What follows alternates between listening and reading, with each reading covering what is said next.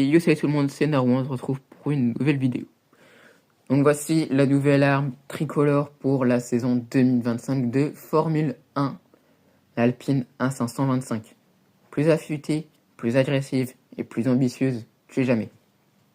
Après une saison 2024 en demi-teinte, Alpine F1 Team revient avec une toute nouvelle arme, avec un nouveau châssis, des ambitions revues à la hausse. La A525, c'est d'abord une évolution technique majeure. Aérodynamique retravaillée, centre de gravité abaissé et un moteur Renault E-Tech encore plus optimisé pour la nouvelle règle du carburant durable.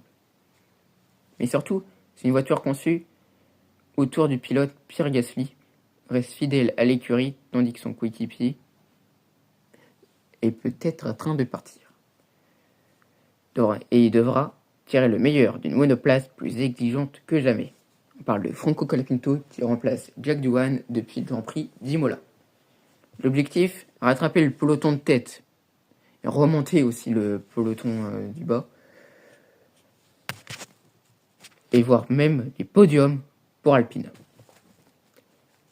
Mais l'avenir d'Alpine ne se joue pas que sur la piste de la F1. Il se construit aussi en coulisses à travers l'Alpine Academy. C'est là que se prépare les futurs champions français et internationaux.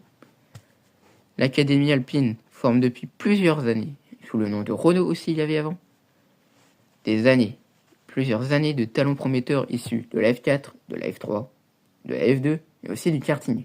L'objectif, créer un vivier de pilotes capables un jour de prendre un volant d'une F1 made in Enstone and Viry-Châtillon.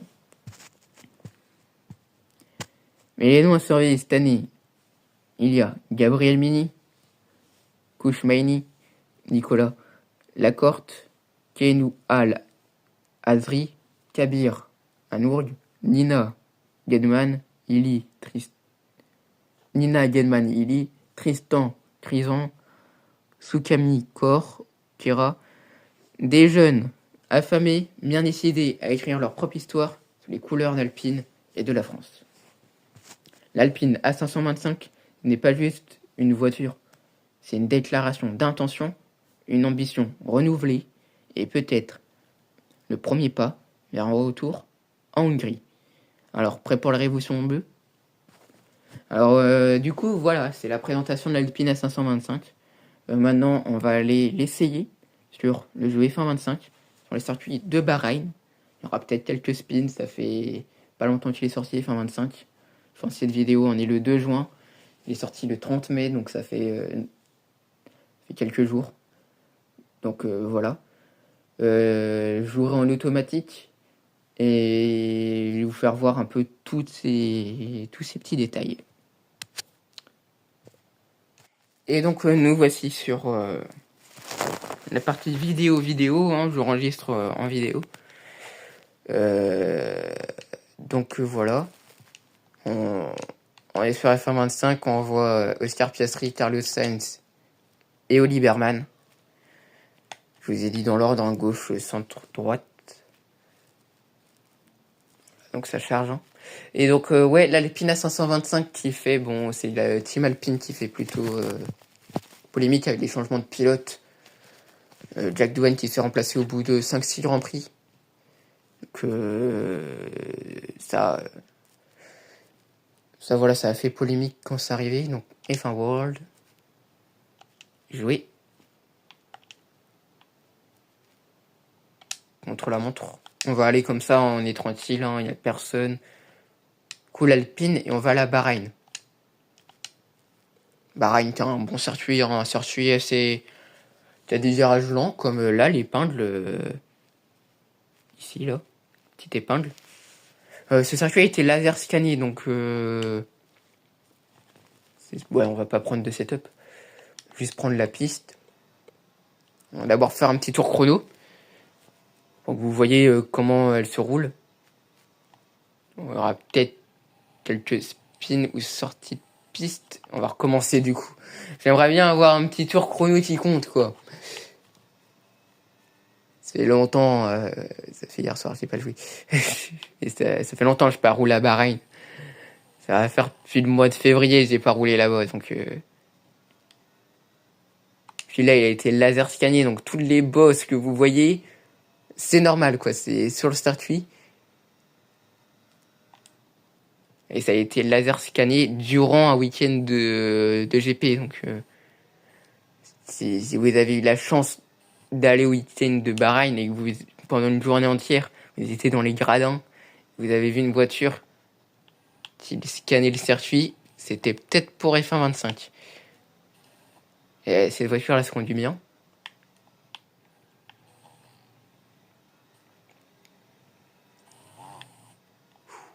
Oula, le track limit était pas très loin là. Donc oui, je roule en automatique, hein, le temps que j'apprenne tous les circuits. Donc il m'en reste quelques-uns. Après, il y a les circuits en inversé. Mais bon, ça prendrait quelques minutes. Je freine assez tôt pour apprendre le circuit. Et donc là, on a la grande montée. Et là, on voyait si la voiture, elle tenait ou pas les pneus. Si elle était là pour des pneus ou pas. Si elle, et surtout, les chauffait pas beaucoup. La McLaren, par exemple, elle les chauffe pas beaucoup. Et on freine. Cette Alpine, elle se conduit bien, hein. On sent que, oui, bah, elle a un centre de gravité plus bas. Une 33. On va essayer d'en faire un autre. Vite fait. Là, c'était apprentissage et je vais sortir du point de corde et je bloque sur tous les pneus.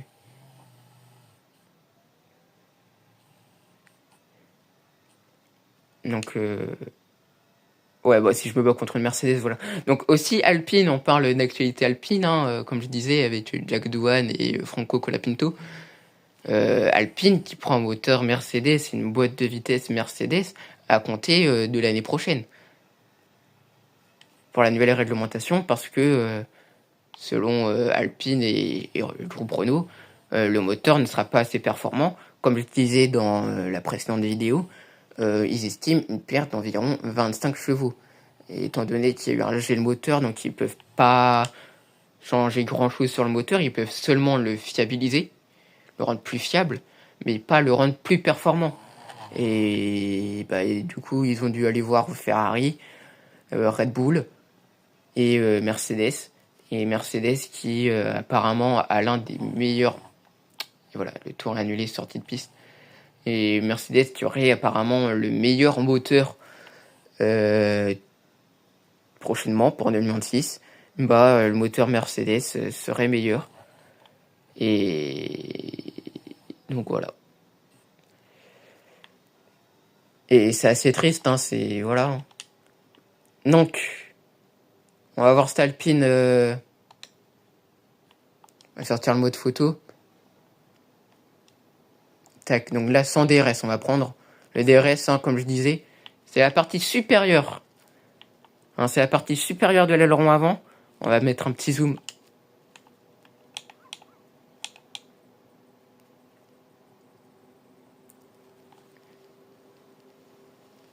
C'est cette partie-là, là, le haut des lettres qui est séparé, c'est le DRS quand il s'ouvre. Voilà, c'est cette partie qui s'ouvre. Bon, j'ai laissé le mode photo quand même. Donc là, on a un aileron avant qui est un peu plus fin qu'avant et un peu plus moins arrondi. On voit un A525 ici. Voilà. Un aileron avant qui avant.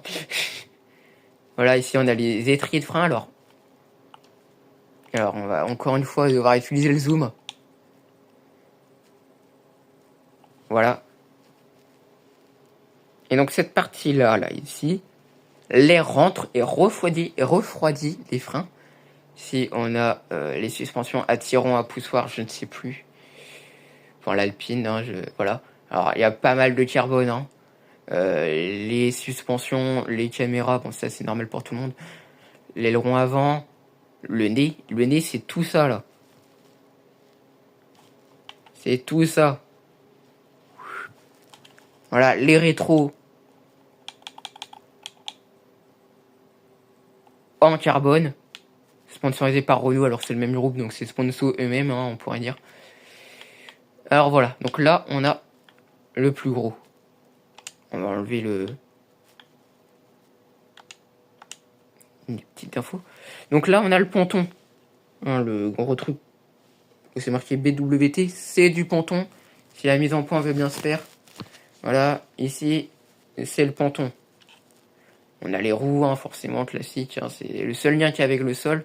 Et là, on a le fond plat. Le fond plat, comme je disais dans la vidéo précédente, il faut aller la voir. Hein. C'est une évolution. C'est une deuxième évolution de la 523, clairement. La 524 en est une. Donc on a le fond plat, hyper important pour la garde au sol, la vitesse et un maintien stable vers le sol. Hein. Ici, le capot moteur, on voit, hein, il y a des aérations.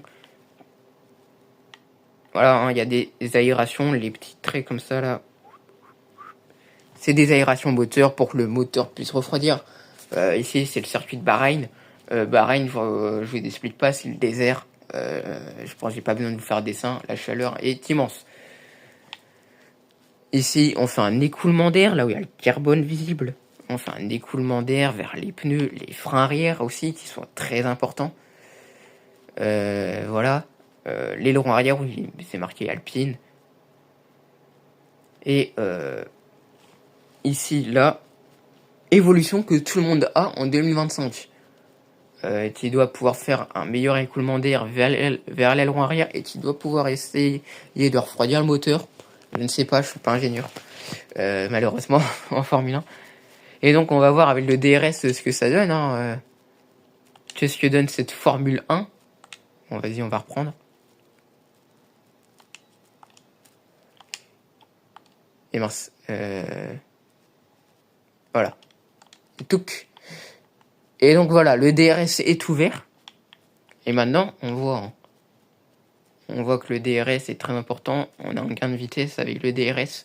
Le DRS pour Drag Reduction System. On va faire une petite analyse volant aussi. Hein. Drag Reduction System. Système de réduction de la traînée en français. Et c'est un gain de vitesse. La voiture est moins... à moins d'importance aérodynamique. Hein, elle est moins plaquée au sol. Elle va plus aller vers la vitesse. Voilà, le DRS important en Formule 1. Donc, on va fermer ce DRS. On va freiner. Et on va mettre le volant. Donc, le volant, on va enlever... Ah mais non, je sais, on va faire ça. Voilà. Donc le volant. Voilà, on va se mettre comme ça, c'est très bien.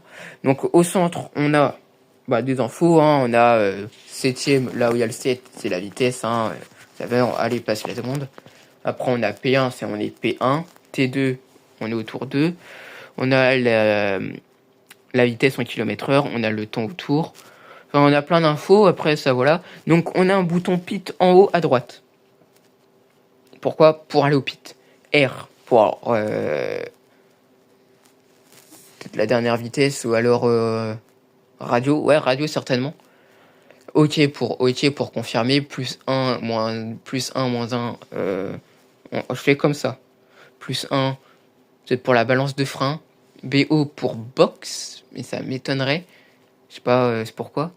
Alors maintenant, on va sur la partie de gauche. Oula, j'ai un peu trop à gauche là.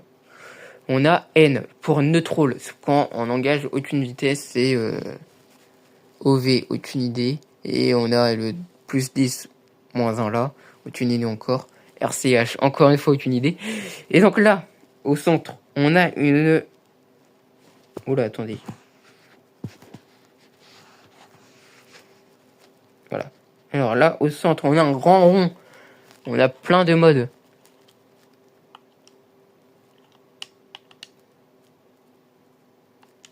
On a plein de modes. Tailleur, ouais, c'est plein de modes. La batterie, la gestion des pneus, la température du frein. Un mode safety car quand il y a la voiture de sécurité. VSC quand il y a la voiture de sécurité virtuelle. Enfin, on a plein de modes qui sont très intéressants. Et voilà. Donc là, on a le halo pour la sécurité. Voilà, et tous les petits traits sur le côté, là.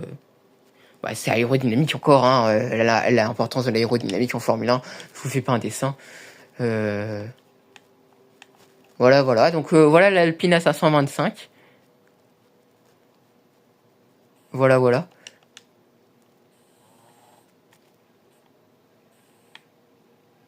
Voilà, on est en train de faire un warm-up des pneus. Et on va aller voir son garage, hein. Retourner au garage. Et son garage, mince. Bah, il ressemble à ça, à peu près. Voilà, avec du bleu, du rose, voilà. Donc voilà, j'espère que la vidéo vous a plu. Prochaine vidéo sur une Ferrari qui a fait les 24 heures du Mans de 2008 à 2010. Et voilà. Donc je vous laisse, bonne journée du coup, et à bientôt.